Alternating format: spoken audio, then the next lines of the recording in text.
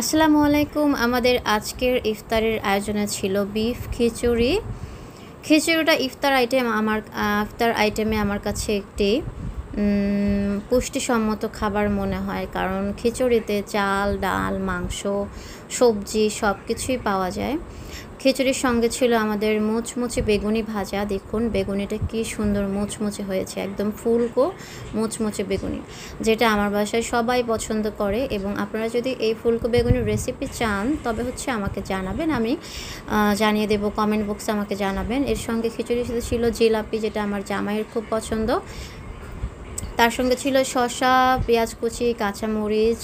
এর সঙ্গে আনুষঙ্গিক ফল হিসেবে ছিল তরমুজ। এছাড়াও ছিল আমাদের রুয়াবজার শরবত। আমরা প্রতিদিন ভিন্ন কিছু শরবতের ট্রাই করি। আর ছিল খেজুর।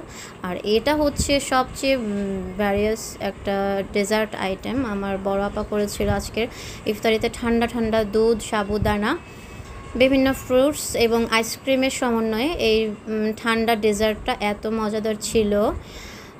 এটা কিন্তু একদম হেলদি একটা ডেজার্ট ছিল এবং খুবই ঠান্ডা ঠান্ডা একটা ডেজার্ট ছিল। So thanks for watching. Allah হাফেজ।